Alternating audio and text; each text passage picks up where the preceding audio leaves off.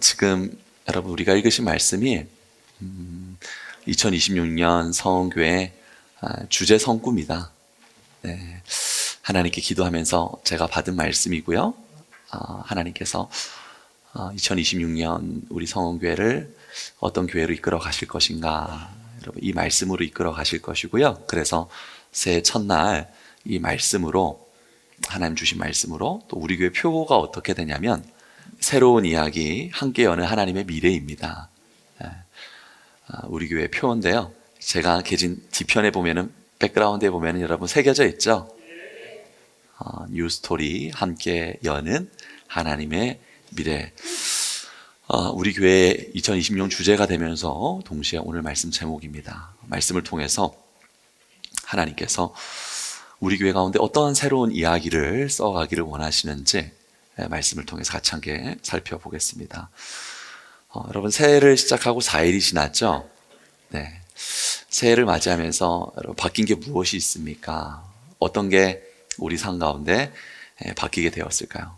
생각을 떠올려 보면은 여러 가지 바뀐 게 있죠. 무엇이 바뀌었죠?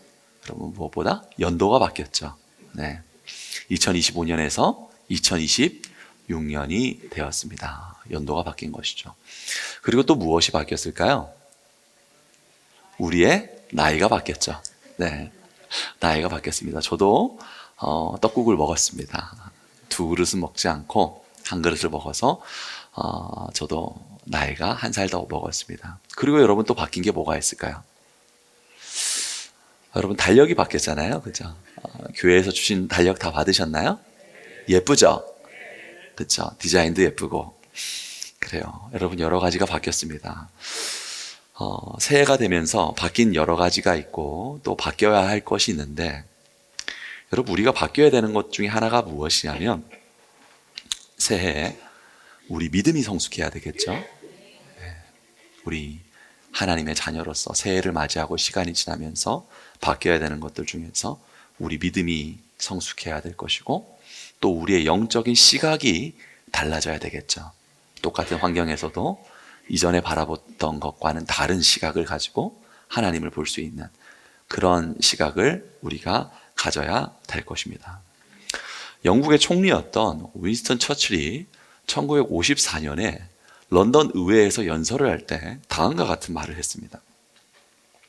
그가 말하기를, 나 자신은 낙관주의자입니다. 다른 것이 되어봐야 별 소용이 없습니다 라는 이야기를 했어요.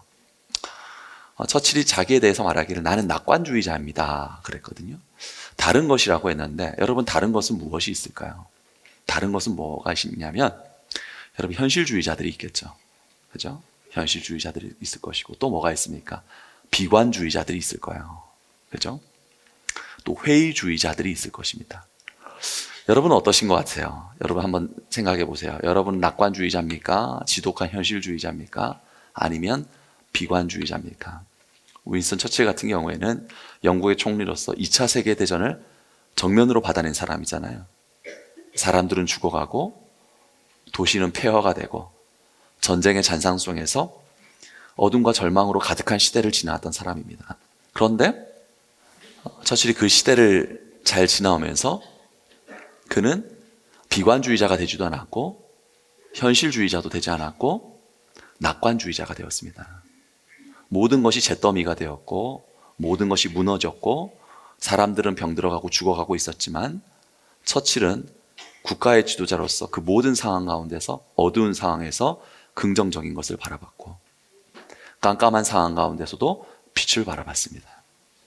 한 나라의 지도자가 될 만하죠. 전쟁의 폐허 속에서 나라를 일으킬 만한 사람이 되는 것이죠. 나 자신은 낙관주의자가 되는 것에 관심이 있고 다른 어떤 것이 되는 것에도 관심이 없습니다. 똑같은 상황을 통과하지만 어떤 사람은 똑같은 상황에서 부정적이고 어려운 것만 바라보는 사람이 있습니다. 여러분 성숙하다는 것은 여러분 무엇을 뜻하는 것일까요? 성숙하다는 것은 시각이 바뀌는 거예요. 관점이 바뀌는 거예요. 문제만 집중하던 시선이 이제 하나님을 바라보는 거죠.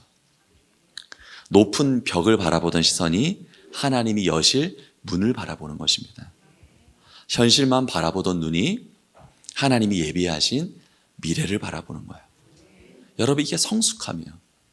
사랑하는 성도 여러분, 2026년 하나님께서 성교회에 이루고 싶은 일이 무엇이냐면 우리의 믿음을 변화시키기를 원하시고 우리의 영적인 시각을 하나님께서 성숙하게 이끌어가기를 원하십니다. 그래서 오늘 말씀 가운데 하나님께서 무엇이라고 말씀하시냐면 19절 말씀 우리가 읽으면서 다시 한번 보면은 이렇게 말씀하고 있어요. 우리 같이 한번 읽어보겠습니다. 보라, 내가 새 일을 행하리니 이제 나타낼 것이라 너희가 그것을 알지 못하겠느냐. 아멘.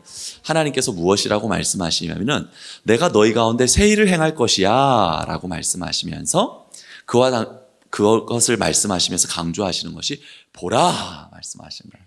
사랑하는 나의 자녀들아, 하나님을 바라보라 이렇게 말씀하시는 거예요. 이 보라는 말이 히브리어로 힌네라는 단어인데 이 힌네라는 단어가 어떨 때 쓰이냐면은 아주 부드러운 권유로 이렇게 쓰이는 게 아니에요. 이렇게 부드러운 권유로 좀 보세요. 나를 좀 봐주세요. 여러분 저 좀 봐주세요. 딴 데 보지 말고. 이제 이런 단어가 아니라 힌네라는 뜻이 어깨를 붙잡고 흔들어서 말하는 거야. 보라! 봐야 돼! 너무 중요한 거야. 보지 않으면 안 돼! 이런 뜻을 의미를 가지고 있는 게 힌네라는 의미예요. 하나님께서 보라 그러는데 우리 성은교에게 보라! 너무 중요한 거야. 내가 너희에게 준비한 게 있어. 내가 너희에게 행하고 싶은 것이 있어. 나를 바라봐. 이것을 말씀하시고 있는 것입니다. 창세기 22장을 보면은 아브라함이 모리아산에서 그 아들 이삭을 번제물로 바치는 장면이 나오게 됩니다. 하나님께서 아들을 제물로 바치라고 말씀하셨을 때 아브라함이 순종해서 제단에서 이삭을 바치려고 하죠. 근데 그때 하나님께서 그 아브라함이 이삭을 향해서 칼을 드는 그 순간에 아브라함을 향해서 외치기를 아브라함아, 아브라함아 외치지 않습니까? 그 간절한 부르짖음 가운데 무엇이 있냐면 아브라함아 나를 좀 바라봐. 아브라함아 그 상황 가운데 나를 좀 바라봐. 그 마음이 담겨져 있는 것이거든요. 아브라함이 그 하나님의 음성을 듣고 주님을 바라볼 때 어떤 일이 일어나게 되었는가? 창세기 22장 13절을 보니까 이렇게 말하고 있어요. 아브라함이 눈을 들어 어떻게 한즉 살펴본즉 아브라함아 나를 바라봐. 아브라함아! 아브라함이 눈을 들어 살펴보았을 때 어떻게 되었느냐? 순양이 뒤에 있는데 뿔이 수풀에 걸려 있는지라 아브라함이 가서 그 순양을 가져다가 아들을 대신하여 번제로 드렸더라. 하나님께서 아브라함을 부르시잖아요. 그리고 아브라함이 눈을 들어서 하나님을 바라보니까 무엇이 보였냐면은 하나님의 준비하심이 보이고 하나님의 일하심이 보이고 하나님이 예비하심이 보이는 거예요. 그래서 주님께서 무엇이라고 말씀하시면 여호와 이레의 하나님이라고 말씀하시면서 당신의 백성을 위하여 친히 준비하신 하나님, 여러분을 위해서 2026년을 예비하신 하나님, 여러분을 위해서 2026년에 일하시는 하나님이시다. 그래서 그 하나님을 바라보라고 말씀하시는 거예요. 사랑하는 성도 여러분, 26년에 여러분을 향한 하나님의 은혜가 예비되어 있는 줄로 믿습니다. 여러분을 향해서 일하시는 하나님이신 줄로 믿습니다. 그 하나님을 보라고 말씀하시는 것이죠. 성경은 하나님에 대해서 하나님이 어떤 분이신가, 하나님이 어떤 성품을 가지시고 우리에게 어떤 모습으로 대하시는가 성경은 우리에게 말해주고 있죠. 이사야서 43장 말씀을 보면은 하나님이 어떤 분인지를 우리가 깨닫기를 원하고 알기를 원하시는데 43장 25절에 이렇게 말씀하는 것입니다. 같이 한번 읽어보겠습니다. 나 곧 나는 나를 위하여 내 허물을 도말하는 자니 내 죄를 기억하지 아니하리라. 아멘. 하나님께서 하나님이 어떤 분이신지 하나님께서 어떤 성품을 가지고 있는지 우리가 알기를 원하시는데 주님이 어떤 성품을 가지고 있는지를 보여주기 위해서 우리에게 행하는 일이 무엇이라고 말씀하시냐면은 너희의 허물을 도말하는 여호와라고 말씀하는 거예요. 너희의 죄를 기억하지 아니하는 하나님이라고 말하는 거예요. 내가 누구냐면 내가 나를 너희에게 알리기를 원하는데 어떤 모습으로 너희가 알기를 원하냐면 너희 허물을 도말하는 여호와야. 너희 죄를 기억하지 않는 하나님이야 라고 말하는 거예요. 여러분, 우리 하나님이 이와 같은 하나님이신 줄로 믿습니다. 그래서 성경은 우리가 믿는 하나님, 우리가 예배하는 하나님, 우리의 모든 것을 드리는 하나님에 대해서 그 하나님이 어떤 분인지를 우리에게 분명하게 말씀을 해주시고 있거든요. 하나님은 어떤 분이신가? 이 질문에 대해서 하나님께서 우리에게 알려주시기를 에베소서 2장 4절 말씀을 보면 이렇게 말합니다. 같이 읽어보겠습니다. 긍휼이 풍성하신 하나님이 우리를 사랑하신 그 큰 사랑을 인하여. 여러분, 하나님 어떤 하나님이시라고요? 긍휼이 풍성하신 하나님이시다. 할렐루야. 사랑하는 성도 여러분, 하나님 긍휼이 풍성하세요. 여러분, 저도 주님을 닮아서 긍휼이 풍성해요. 아멘. 방송실 걱정하지 마세요. 하나님은 긍휼이 풍성합니다. 기억하지 않을 거예요. 마치고 제 방에 잠시 내려오세요. 하나님 어떤 하나님이시죠? 긍휼이 풍성하신 하나님이시다.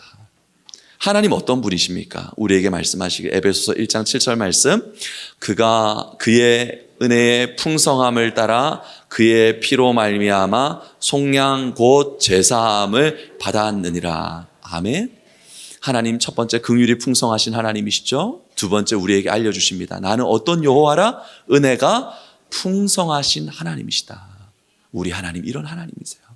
사랑하는 나의 자녀들아, 나는 너희를 향하여 긍휼이 풍성하도다. 나는 너희를 향하여 은혜가 풍성하도다. 그리고 주님 또 우리가 하나님에 대해서 알기로 하죠. 하나님 도대체 어떤 분이세요? 하나님 삶을 살아가는 게 결코 쉽지 않아요. 하나님이 어떤 분이기를 알길 원해요. 결국에 내 삶이 하나님 손에 있는 것을 저는 고백할 수밖에 없는데 하나님 도대체 어떤 분이세요? 예레미야 31장 3절에서 이렇게 말씀하시는 것이죠. 함께 읽어보겠습니다. 내가 영원한 사랑으로 너를 사랑하기에 인자함으로 너를 이끌었다 하였노라. 아멘. 하나님께서 우리를 사랑하실 때 언제까지 사랑하신다고요? 영원히 사랑하시는 거예요. 여러분, 하나님의 세 가지 성품이에요. 하나님 긍휼이 풍성하신 하나님이시오. 은혜가 풍성하신 하나님이시오. 우리를 사랑하실 때 영원토록 사랑하시는 하나님이시다. 여러분, 그렇다면 이 세 가지를 기억할 때 우리의 2026년, 우리의 미래가 하나님께 속했는데 하나님은 우리 미래를 향하여서 어떤 뜻을 가지고 계시고 우리 2026년을 향해서 어떻게 준비하고 계실까요? 긍휼이 풍성하시잖아요. 은혜가 풍성하시잖아요. 영원한 사랑으로 우리를 사랑하시잖아요. 하나님, 그러면 2026년 우리는 어떤 한 해를 살아가게 되는 것일까요? 주님은 분명히 말씀하시는 거예요. 예레미야 29장 11절 말씀을 보면 우리 하나님께서 우리 2026년이 어떠할 것인지를 말씀해 주시고 있는 것입니다. 같이 읽어보겠습니다. 너희를 향한 나의 생각을 내가 아노니 평안이요 재앙이 아니니라. 너희에게 미래와 희망을 주는 것이니라. 아멘. 주님께서 긍휼이 풍성하신 하나님, 은혜가 풍성하신 하나님, 영원토록 우리를 사랑하신 하나님, 사랑하는 서은교회 나의 자녀들아, 너희를 향한 미래의 생각은, 나의 생각은 이것과도 같다. 너희에게 평안을 주기를 원하고, 너희에게 미래를 주기를 원하고, 너희에게 희망을 주기를 원하노라. 여러분, 우리에게 주시는 말씀인 줄로 믿습니다. 여러분, 이 말씀을 받고 우리 앞날의 시간이 하나님께 속해 있다, 하나님께 속해 있습니다 라는 걸 여러분 믿습니까? 여러분, 그 믿음의 사람들은 어떻게 고백할 수 있냐면 시편 31편 15절의 시인은 자신의 앞날에 대해서 이렇게 고백했어요. 내 앞날은 어두울 것입니다. 내 앞날은 두려울 것입니다. 내 앞날은 안 풀릴 것입니다. 이렇게 말하지 않았어요. 하나님은 우리를 향하여 평안을 주시고, 주님은 우리를 향하여 미래를 주시고, 주님은 우리를 향하여 희망을 주시는 하나님이십니다. 그 하나님을 믿을 때 우리가 함께 고백할 수 있는 것이, 함께 읽어봅니다. 나의 앞날이 주의 손에 있습니다 라고 말하는 거예요. 우리의 앞날이 하나님의 손에 있습니다. 나의 앞날이 하나님의 손에 있기 때문에 우리는 반드시 미래가 있을 것이고, 우리에겐 희망이 있을 것이고, 우리에겐 평안이 이루어질 줄로 믿습니다. 여러분, 이 고백을 하나님 우리가 고백하기를 원하시고 이 앞날을 우리에게 준비하고 계시다는 것입니다.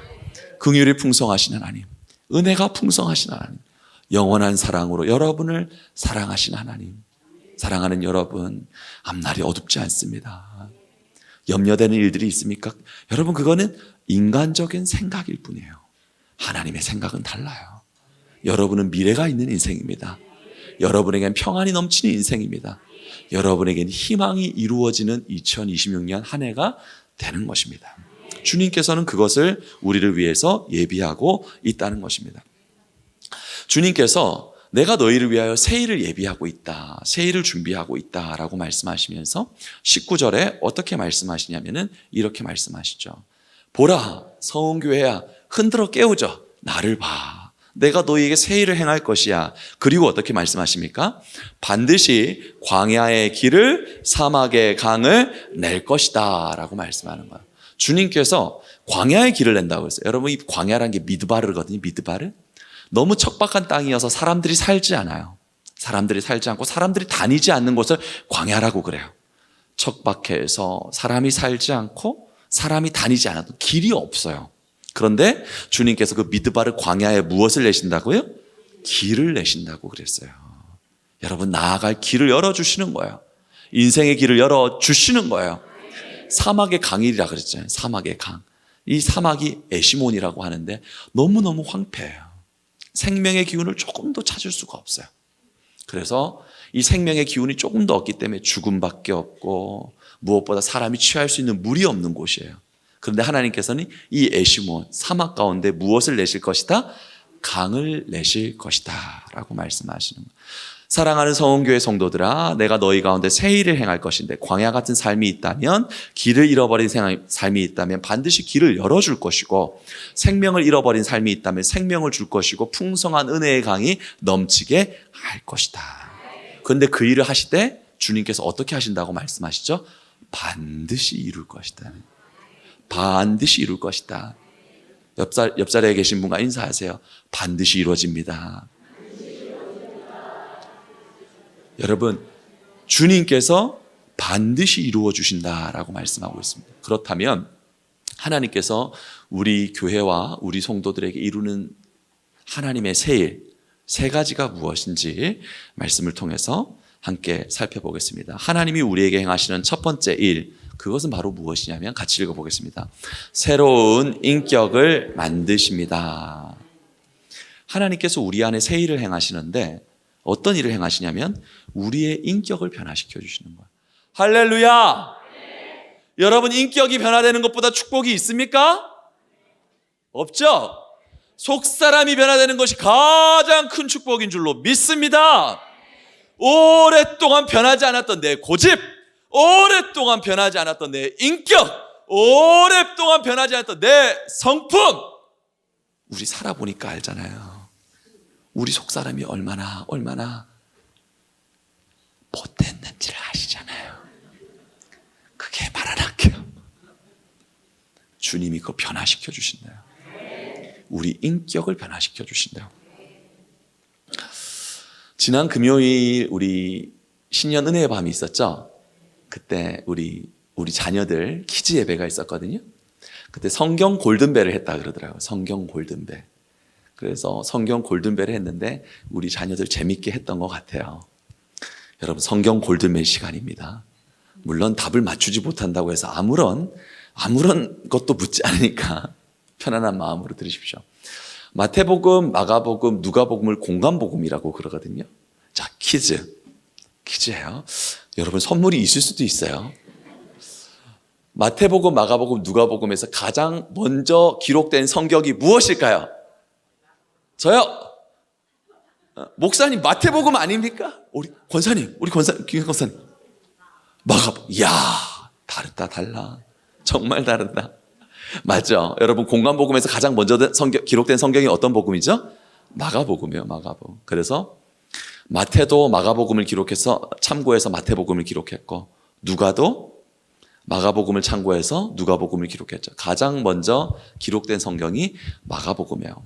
이 마가복음이 예수님의 생애, 예수님 사역의 생생한 현장, 정말 생동감 있는 은혜의 현장을 마가복음이 아주 적나라하게 이렇게 기록해 놓았죠. 하나님의 위대한 사도요, 하나님의 위대한 일꾼이요, 하나님의 은혜에 동참했던 성령의 사람이었습니다. 그런데 이 마가는 처음에는 어떤 사람이었는가?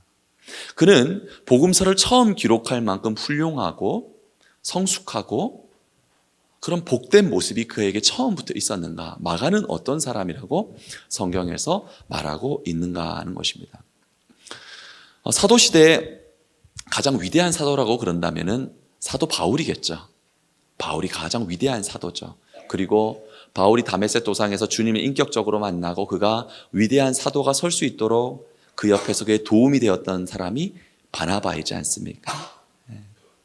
여러분, 이 바울과 바나바가 1차 전도 여행을 떠나잖아요. AD 46년에서 48년경에 이 전도 여행을 떠나는데, 이 전도 여행을 떠날 때 함께 했던 사람이 누구냐면은 마가입니다. 마가. 이 위대한 사도들, 이 위대한 성령의 사람들, 죽은 자도 일으키고 병든 자를 고치며 복음의 생생의 능력을 전했던 바울과 마가, 바나바와 함께 1차 전도 여행을 떠나죠. 근데 그 전도 여행을 떠날 때 어떤 일이 벌어지냐면 사도행전 13장 13절 말씀을 보면은 이렇게 말합니다. 바울과 및 동행하는 사람들이 바보에서 배 타고 밤빌리아에 있는 버가에 이르니, 같이 읽어보겠습니다. 요한은 그들에게서 떠나 예루살렘으로 돌아가고, 요한은 그들에게서 떠나 예루살렘으로 돌아갔다라고 그랬어요. 여러분, 이 요한이 누구냐? 마가예요. 마가. 당시에 이 유다는 로마의 식민지였기 때문에 두 가지 이름이 있었습니다. 로마식 이름이 있었고 히브리식 이름이 있었죠. 그죠? 여러분, 우리 어른들 혹시 기억하시는 분들이 있습니까? 우리도 일제시대를 지날 때 창씨 개명했었잖아요. 그렇죠? 그래서 뭐 아유코상, 그죠?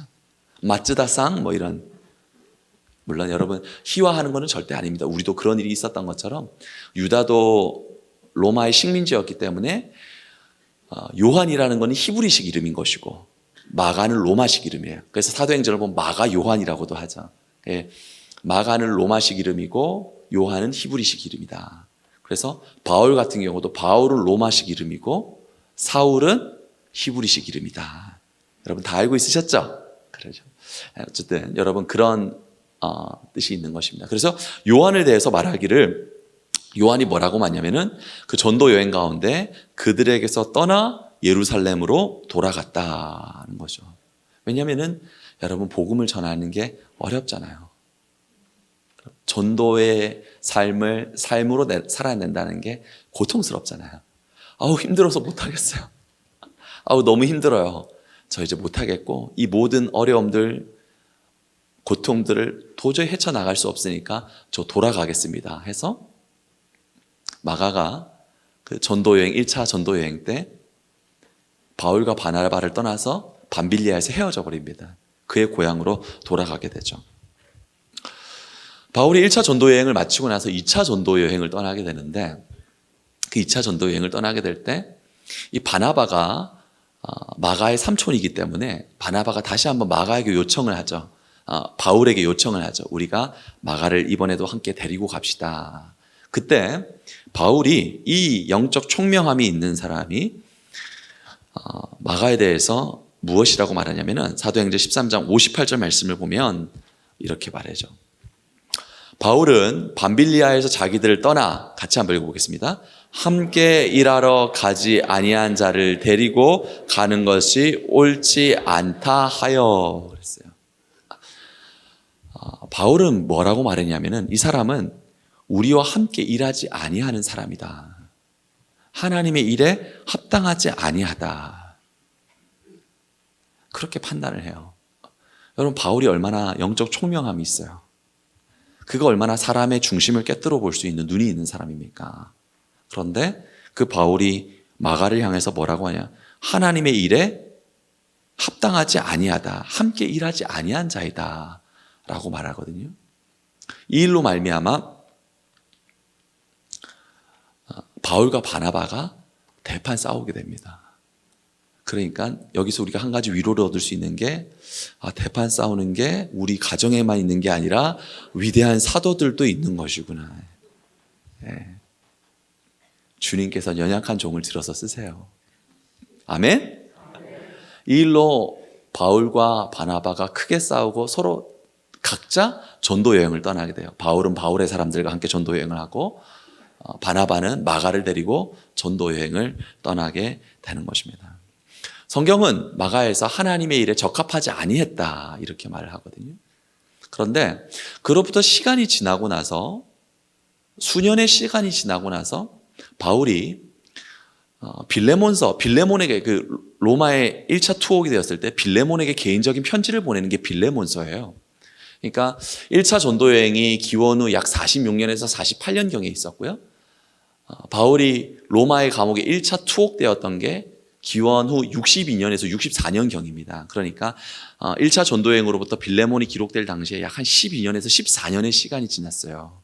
근데 그 12년에서 14년이 지났는데 빌레몬에게 편지를 보낼 때 마가에 대해서 무엇이라고 말하냐면은 빌레몬서 1장 24절을 보면은 이렇게 말해요. 같이 한번 읽어보겠습니다. 또한 나의 동역자 마가가 문안하느니라. 아멘. 함께 하나님의 일에 적합하지 아니하다 그랬잖아요. 그런데 그로부터 10년의 시간이 지났거든요. 근데 마가가 바울의 뭐가 되어 있죠? 동역자가 되어 있어요. 여러분, 동역자라는 말 아무한테나 쓰지 않거든요. 정말 나와 함께 한 마음이 되고 주님의 일에 헌신하고 정말 사랑하는 동역자라 그러잖아요. 사랑하는 이에게 붙일 수 있는 호칭이지 않습니까? 그런데 고생이 많고 어려움이 많고 어려운 걸 피하고 싶었던 마가가 하나님께서 그의 속사람을 만지시고 인격을 만지셨는데 나중에 그가 무엇이 되었냐면 바울의 뭐가 되었다고요? 동역자가 되었던 거예요. 하나님께서 일하신 거예요. 하나님께서 마가의 인격을 만져주신 거예요. 하나님께서 마가의 속사람을 변화시켜 주신 거예요. 여러분, 여러분이 좋아하는 정말 사랑하는 교회가 있는데 그 교회가 있는데 여러분이 만약 그 교회 목회자를 추천한다 그러면 아무나 추천할 수 있겠어요? 없죠? 누구 정도 돼야지 추천할 수 있을까요? 누구 정도요? 아, 진짜요, 권사님? 지금 말하신 분들은 꼭 지키셔야지 됩니다. 뒤에서 딴소리 하시면 안 돼요, 이제. 한번 다 같이 들어볼까요? 여러분, 교회에 누군가를 추천한다 할 때 내가 정말 신뢰할 수 있을 만한 정말 인격이 훌륭한, 그렇죠, 교회를 다스릴 사람이니까 아무나 추천할 수 없잖아요. 저도 누군가 저한테 물어볼 때가 있거든요. 제가 아는 이 사람 어떤 사람입니까? 그러면 성도들의 영혼을 책임져야 되고 교회를 이끌어 가야 되는데 정말 신중하게 얘기를 하죠. 그리고 좋은 사람을 추천을 하죠. 바울이 골로새 교회에 사람을 추천을 해요. 그것도 골로새 교회 사람을 추천을 똑같아요. 로마 1차 투옥되었을 때 골로새 교회 사람을 추천을 해요. 근데 골로새서 4장 10절을 보면은 바울이 어떻게 추천하냐면 이렇게 말해요. 같이 한번 읽어보겠습니다. 그가 이르거든 영접하라. 바로 그가 누구냐면은 마가예요. 마가가 너희 교회에 이르거든 영접하고 환영하라. 마가의 인격이 그렇게 바뀌었어요. 마가의 신앙이 그렇게 바뀌었던 거예요. 사랑하는 성도 여러분, 우리가 2026년 하나님께서 우리에게 새 일을 행하실 것인데 어떤 일을 행하시는가? 우리 속사람을 변화시켜 주시는 거예요. 여러분, 우리 신앙을 바꿔주시는 거예요. 예전에는 조금 어려움이 오고 힘든 일이 오면 도망가기 바쁘고 피하기 바쁘고 불평하기 바쁘고, 그런데요, 그가 바울의 뭐가 되었다고요? 동역자가 돼요. 믿고 신뢰하고 추천할 만한 사람이 되었다. 하나님께서 우리에게 이 일을 이루어 주시는 거야. 그래서 바울이 죽기 전에 가장 많이 쓴 서신서가 어떤 서신이죠? 디모데 후서. 그죠? 디모데 후서에 바울이 디모데를 향하여서 뭐라고 말하냐면 4장 11절에 내가 올 때에 마가를 데리고 오라. 그가 나의 일에 유익하니라. 얼마나 감사한 변화예요. 얼마나 은혜로운 변화예요. 하나님께서 우리 안에 새 일을 행하시는데 우리 안에 행하시는 새 일이 무엇이냐면 우리 인격을 변화시키는 줄로 믿습니다. 여러분, 그동안에 변화되지 않았던 모습이 있다면, 그동안 고쳐지지 않은 모습이 있다면 하나님께서 광야의 길을 내시고 사막의 강을 내신 것과 같이 우리 안에 새 일을 행하심으로 말미암아 우리 신앙이 성숙하고 우리 인격이 변화되고, 여러분, 주님께서 우리에게 말씀하시기를 성은교회가 나의 일에 유익하니라. 성은교회 성도들이 복음에 유익하니라. 하나님이 이 일을 이루실 줄로 믿습니다. 그래서 에베소서 3장 16절 말씀을 보니까 이렇게 말해요. 그의 영광의 풍성함을 따라 같이 읽어볼게요. 그의 성령으로 말미암아 너희 속사람을 능력으로 강건하게 하시오며. 아멘. 주님께서 은혜를 베풀어 주실 때 풍성하게 베풀어 주시고 성령의 역사하심으로 말미암아 우리의 속사람을 강건한 거예요. 어떤 강건이요? 주님 보실 때 죄에 흔들리지 아니하고 유혹에 흔들리지 아니하고 오직 주님이 기뻐하신 일에 우뚝 설 수 있는 강건한 사람으로 하나님이 변화시켜 주실 줄로 믿습니다. 주님께서 첫 번째로 우리 안에 행하는 일이 속사람을 변화시켜 주신다라고 말씀하셨고요. 두 번째로 우리에게 행하신 새 일은 무엇이냐면 같이 한번 읽어보겠습니다. 우리 인간관계에 길을 내시고 강을 내십니다. 하나님께서 우리에게 새 일을 행하시는데 하나님께서 행하시는 새 일 중에 두 번째가 무엇이냐면 하나님 우리 관계를 축복하세요. 하나님 우리 모든 관계 가운데 화평과 은혜와 사랑이 넘치도록 인도하십니다. 저도 그런 과정이 있었었고요. 여러분도 분명 그런 분들이 있을 거예요. 여러분의 부모님, 또 여러분의 형제 자매, 또 여러분의 자녀들, 그리고 교회를 왔는데 저 사람만 안 봤으면 좋겠다. 그런 사람 있지요. 없나요? 있어. 야, 성령의 사람들이 역시 다르네. 있는 게 사실이에요. 그렇죠? 여러분, 우리 관계가 사막 같을 수 있습니다. 우리 관계가 광야 같을 수가 있어요.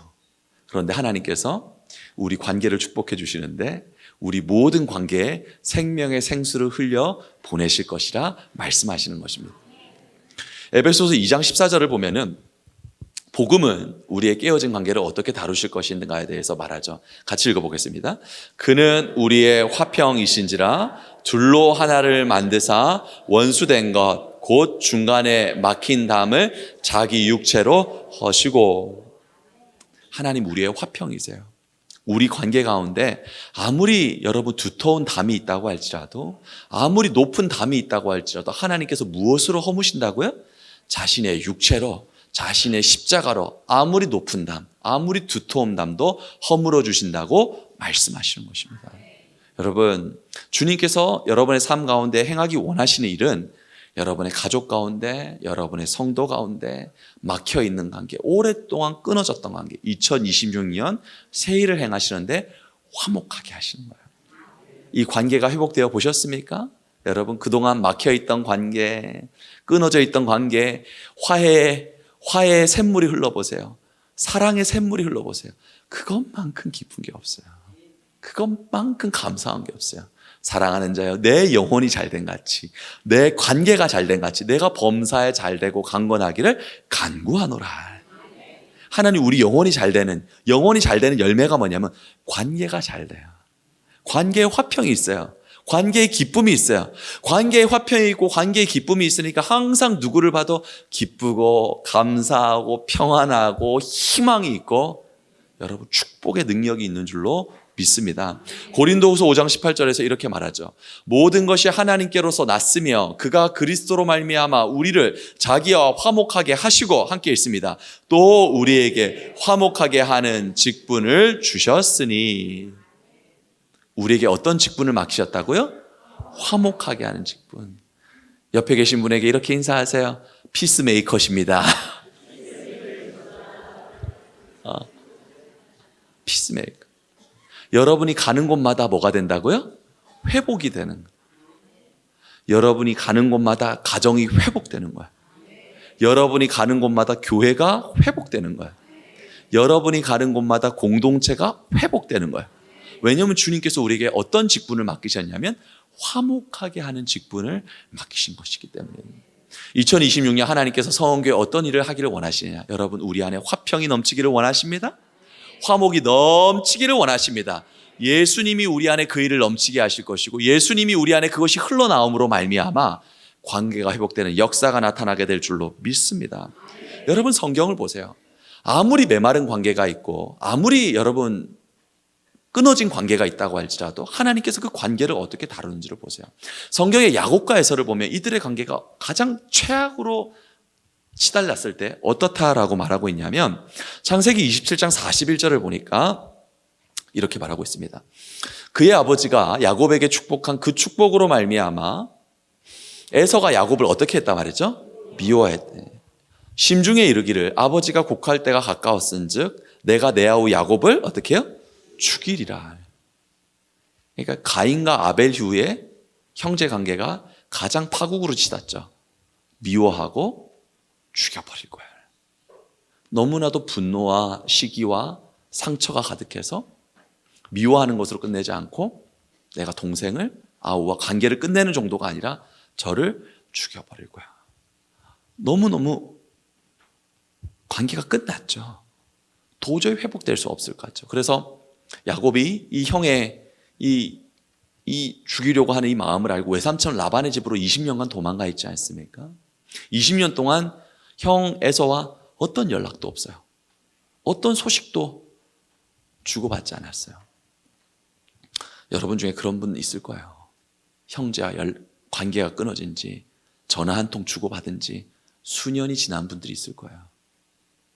아마 20년도 넘는 분들이 있을 거예요. 살았는지 죽었는지.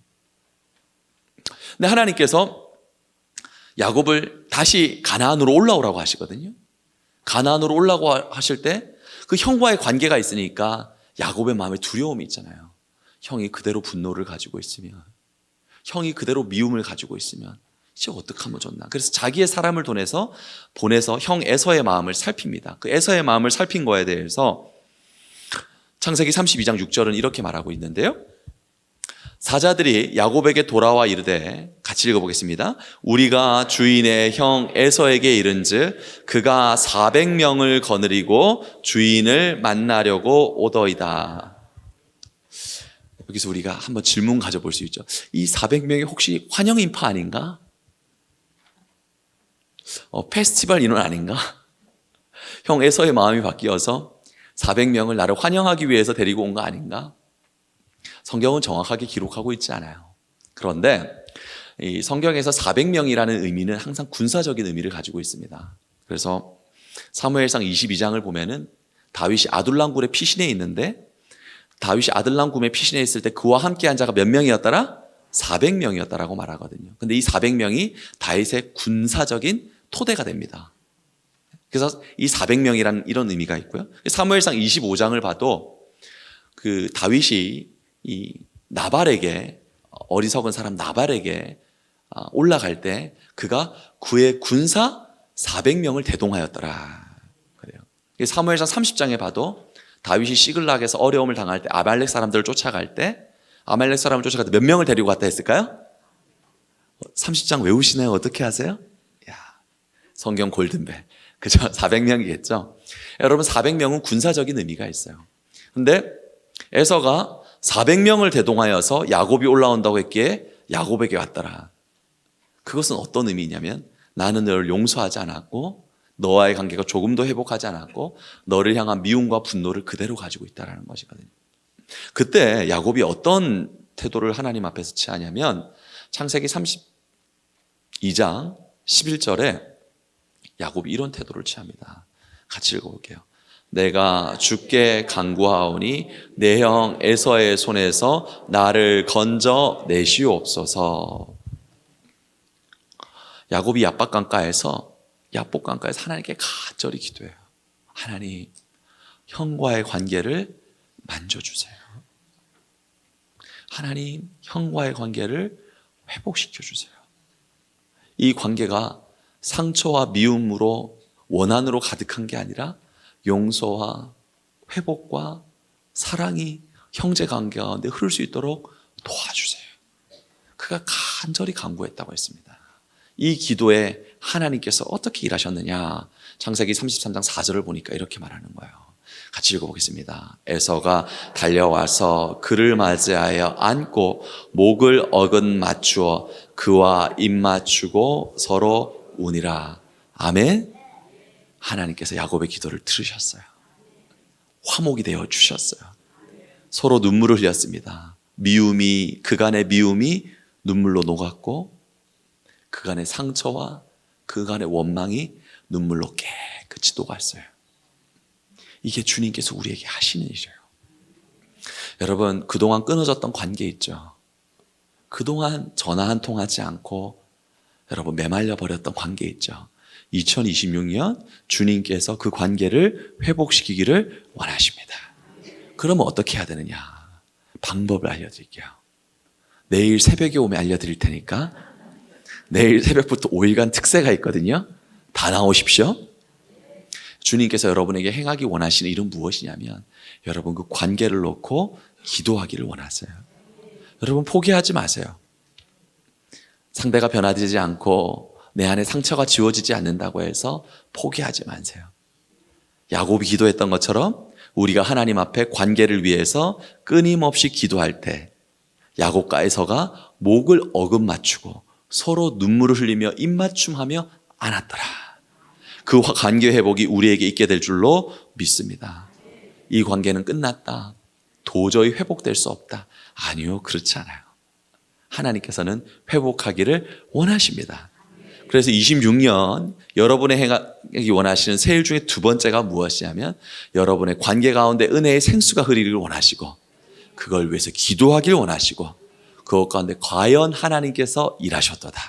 우리의 관계를 축복하셨도다. 은혜를 경험하게 될 줄로 믿습니다. 세 번째, 하나님께서 우리에게 행하시는 세 번째 함께 있습니다. 우리 막힌 환경에 길을 만드십니다. 우리 환경이 광야와 사막과도 같은 현장에 있는 분들이 있거든요. 경제적인 상황, 일자리의 상황, 메말라버리고 막혀버리고 광야 같고 도저히 사람들의 연락도 사람들의 오감도 없는 생명의 기운이라고 하나도 없는 여러분 그와 같은 경제적인 상황, 일자리의 상황 하나님께서는 그런 현장을 통과하고 있는 성도들이 있다면 주님께서는 무엇이라고 말씀하시냐면 내가 반드시 너희 삶 가운데 길을 만들고 강을 만들 것이다. 여러분 믿으십시오. 하나님께서 우리 경제적인 영역에서도 길을 내시고 강을 내실 것입니다. 우리 직장의 어려움 속에서도 하나님께서는 길을 내시고 강을 내실 것입니다. 그래서 주님께서 말씀하시길 43장 19절 말씀에 말씀하시길 이렇게 말하는 것입니다. 같이 읽겠습니다. 반드시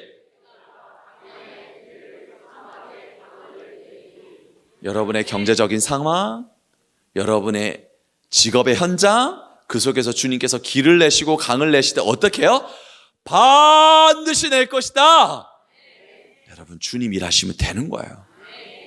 열왕기상 17장에 사렙다 가부를 보세요. 3년 동안 기근이 들었습니다. 모든 물이 메마르고 우물도 메마르고 밭도 메마르고 창고도 메말랐어요. 아무것도 없어요. 여러분 3년 동안 기근이 들었으니까요. 거둘 게 없잖아요. 그 모든 것이 메말라버린 땅인데 사렙다 가부가 가지고 있는 것이 얼만큼이라고 말하냐면 통에 가루 한 움큼 가지고 있다고 말하고 병에 기름 조금 남아있다 그래요. 이제는 그것 말고는 없어요. 가뭄이 언제 끝날지 도저히 알 수 없어요. 남은 게 이제 없어요. 가루 한 움큼 기름 조금 그걸로 끝이에요. 근데 하나님께서 이 여인에게 어떤 일을 행하시는가? 열왕기상 17장 13절부터의 말씀을 보니까 하나님께서 이렇게 말씀하시는 거예요. 하나님의 종을 보내서 말씀하십니다. 엘리야가 그에게 이르되 두려워하지 말고 나를 위하여 작은 떡 한 개를 만들어 내게로 가져오라. 이스라엘 하나님 여호와의 말씀이 같이 읽습니다. 나 여호와가 비를 지면에 내리는 날까지 그 통의 가루가 떨어지지 아니하고 그 병의 기름이 없어지지 아니하리라. 아멘. 하나님께서 뭐라고 말씀하세요? 하나님께서 너에게 남아있는 것 그것 가지고 내게로 오라. 내게 순종하라. 이 땅에 비가 언제 올지는 나만 안다. 그러나 땅에 비가 다시 오는 날까지 네 통의 가루와 네 병의 기름이 없어지지 아니할 것이라. 여러분 아무리 세상이 기근으로 가득해도요, 아무리 어려움으로 가득해도 여러분은 하나님 자녀예요. 하나님의 자녀, 하나님 책임져 주시는 거예요. 주님께서 사렙다 가부에게 말하잖아요. 이 땅에 비가 오는 건 나만 아는데 그날까지 통의 가루와 병의 기름이 끊어지지 아니할 것이다. 말씀하시고 순종했던 사렙다가 어떻게 역사하셨는가? 17장 16절 말씀 이렇게 말해요. 같이 읽어보겠습니다. 여호와께서 엘리야를 통하여 하신 말씀같이 통의 가루가 떨어지지 아니하고 병의 기름이 없어지지 아니하리라. 아멘. 여러분, 기근이 계속된다고 할지라도 하나님께서 주의 자녀들을 책임지실 때 하나님께서 우리의 경제적인 상황 가운데도 길을 내시고 우리의 경제적인 상황 가운데 강을 내시는 하나님이십니다. 주님께서 말씀하시는 거예요. 빌립보서 4장 19절 말씀 함께 읽습니다. 나의 하나님이 그리스도 예수 안에서 영광 가운데 그 풍성한 대로 너희 모든 쓸 것을 채우시리라. 주님 다 채워주세요. 저는 걱정하지 않아요. 우리 성도들의 삶 어려운 현장을 분명 만날 거예요. 연약한 가정을 통과하게 될 거예요. 근데 하나님이 뭐라고 말씀하시면 주님께서 그리스도의 풍성하신 가운데서 너희 모든 것을 채우실 것이라고 해요. 저는 이 하나님이 2026년 우리 성은교회 하나님, 우리 성도들의 하나님이 되어서 여러분의 창고를 채우고도 남음이 있는 은혜가 있을 줄로 믿습니다. 그래서 우리가 새해 첫날 예배를 드리면서 하나님께 고백할 때 우리가 잘 아는 고백을 주님 앞에 올릴 수 있는 거예요. 시편 23편 1절의 고백을 할 수 있죠. 여호와는 나의 목자이시니 내가 부족함이 없으리로다. 사랑하는 성은교회 성도 여러분, 여러분의 속사람이 변화될 줄로 믿습니다. 여러분의 관계에 은혜의 강물이 흐르게 될 줄로 믿습니다. 여러분의 경제적인 상황을 메마르지 아니하고 은혜의 강을 넘치게 할 줄로 믿습니다. 그래서 주님께서 말씀하세요. 봐, 나를 봐, 보라, 나를 봐. 내가 긍휼의 하나님이잖아. 내가 은혜의 하나님이잖아. 영원한 사랑으로 너희를 사랑하잖아. 너희 속사람을 변화시키고 너희 관계를 화목하게 하고 너희 삶의 모든 영역에 은혜의 복을 더해줄 거잖아. 그러니까 주님께서 우리에게 말씀하시기를 에베소서 3장 20절 말씀에 주님께서 이 말씀 주시는 거예요. 우리 가운데서 역사하시는 능력대로 우리가 구하거나 생각하는 모든 것에 더 넘치도록 능히 하실 이에게. 이게 복음이에요. 이게 자녀된 삶이에요. 우리의 구하거나 생각하는 것보다 더 능히 넘치게 하시는 하나님이시다. 여러분, 하나님과 함께하는 새로운 이야기, 하나님과 함께하는 하나님의 미래, 여러분 복될 줄로 믿습니다. 희망의 이야기가 펼쳐질 줄로 믿습니다. 이 말씀 생각하면서 오늘 새해 첫 예배, 첫 주일 예배, 주님께서 너희를 향한 나의 생각은 내가 아나니 재앙이 아니요 평안이요 미래와 희망을 주는 것이다. 그대로 이루어지는 성원교회 될 줄로 믿습니다. 이 말씀 생각하시면 자리에 다 같이 일어나서 우리 함께 찬양하겠습니다.